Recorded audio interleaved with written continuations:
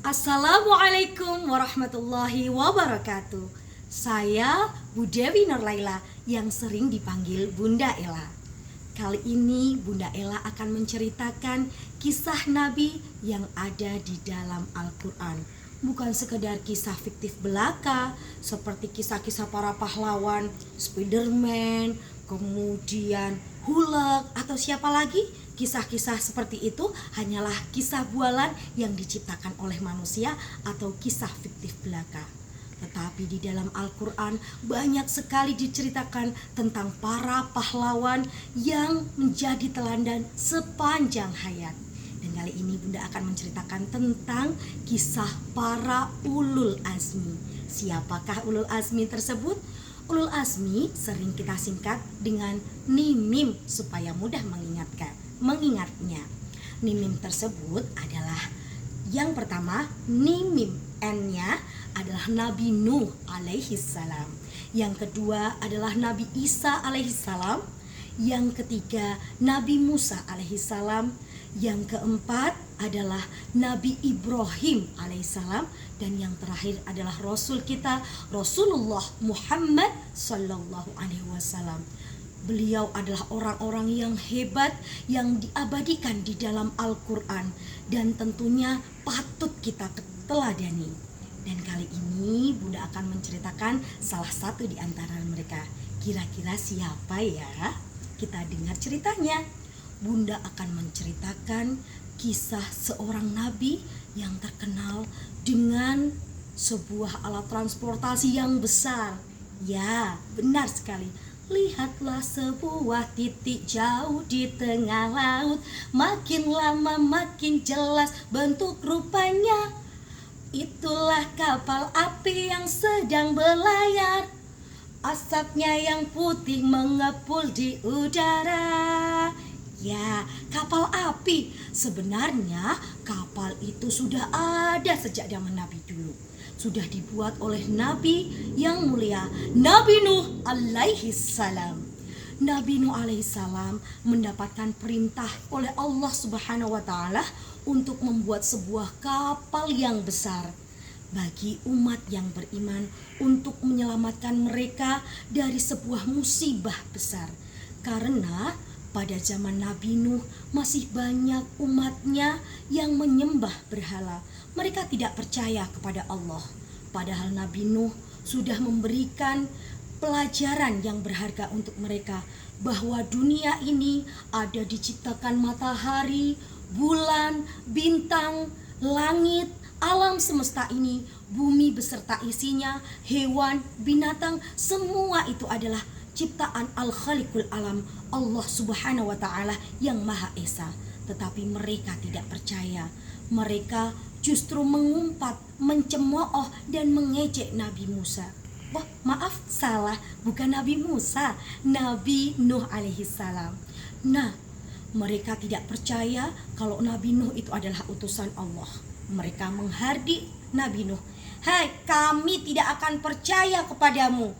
Kalau seandainya Allah mengutus seseorang nabi pun, itu adalah seorang malaikat yang hebat, bukan seorang biasa sepertimu. Astagfirullah. Tetapi Nabi Nuh tetap dengan sabar menerangkan dan memberi pengajaran kepada umatnya, walaupun sedikit sekali pengikutnya. Bahkan banyak di antara pengikut Nabi Nuh alaihissalam adalah orang-orang miskin, orang-orang yang kaya. Justru mereka sombong dan pongah dengan harta mereka. Itu membuat Nabi Nuh bersedih. Akan tetapi Allah juga menenangkan hati Nabi Nuh alaihissalam dalam Quran surat Hud, surat yang ke-11 yang ayat 36. Di situ nanti kita buka, silahkan di rumah bisa dibuka. Di situ akan kita ketahui bahwa Allah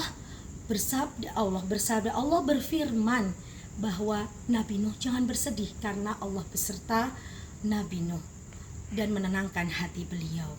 Sehingga Nabi Nuh pun melanjutkan dakwahnya. Beliau membuat kapal yang diperintahkan oleh Allah beserta para pengikutnya. Walaupun dicemooh, walaupun diejek oleh orang-orang yang tidak percaya padanya. Hahaha, kalian itu sejak kapan kalian menjadi tukang kayu? Dan kalian Gak berpikir emangnya bisa jalan tuh? Kalian membuat kapal yang besar jauh dari lautan, pasti tidak bisa berjalan. Dasar orang bodoh. Astagfirullahaladzim. Dengan sabar Nabi Nuh tetap melanjutkan pekerjaannya, sehingga singkat cerita kapal pun sudah jadi. Dan dia memberitahu juga terhadap anaknya yang bernama Kan'an, ikutlah bersamaku nak, sayang sekali. Kan'an anaknya yang sangat dia sayangi tidak mau mendengarkan perkataan ayahnya. Apa boleh buat? Akhirnya saat yang dinantikan, saat yang diperintahkan oleh Allah pun tiba. Malapetaka akan segera datang. Sehingga setelah kapal selesai, Nabi Nuh beserta pengikutnya mengangkat hewan-hewan sepasang-sepasang. Ada ayam yang betina, pok pok pok pok pok, yang jantan, kukuruyuk, semua sepasang dibawa ke kapal. Kemudian beruang juga sepasang, beruang laki-laki, beruang perempuan, monyet laki-laki, monyet perempuan, dan binatang yang lainnya, semua sepasang-sepasang, dengan tujuan nanti saat mendarat mereka bisa kembali berkembang biak dan membuka kehidupan baru. Walaupun mereka banyak sekali yang ingkar, tetap dilanjutkan. Akhirnya semua sudah naik, orang-orang yang beriman telah naik ke dalam kapal. Tiba-tiba malapetaka itu pun datang. Hujan mulai turun, semakin lebat, menggelegar. Langit pun seakan pecah. Kemudian turunlah hujan yang sangat besar seperti air bah. Dan apa yang ada di sana semuanya tenggelam, sehingga kapal yang besar yang dibuat oleh Nabi Nuh dan pengikutnya bisa berlayar meninggalkan tempat tersebut. Di tengah perjalanan dia masih bertemu dengan anaknya bernama Kan'an. Marilah anakku segeralah menepi. Tetapi Kan'an pun, tidak, aku akan naik di gunung yang paling tinggi. Aku akan berlindung di sana ayah.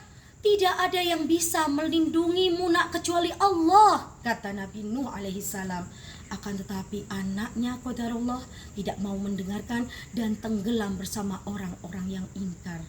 Dan singkat cerita, akhirnya atas izin Allah, kapal Nabi Nuh berlayar dan mendarat di suatu tempat dengan selamat dan bahagia atas rahmat dan karunia Allah Subhanahu wa taala.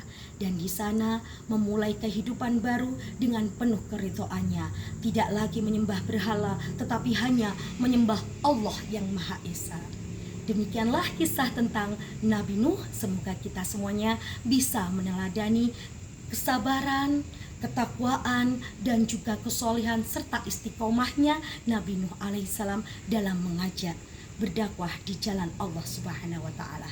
Nabi Nuh, Nabi Allah, ratusan tahun usianya, berdakwah tak pernah lelah, walau sedikit pengikutnya, sampai suatu saat tiba banjir di mana-mana, tenggelam semua yang ada, termasuk anak dan istrinya. Sekian dari Bunda Ella. Terima kasih. Mohon maaf apabila banyak salah kata dari apa yang Bunda sampaikan. Semoga kita senantiasa mendapatkan ridho Allah Subhanahu wa taala. Mari berkisah, semoga barokah. Alhamdulillah. Wassalamualaikum warahmatullahi wabarakatuh.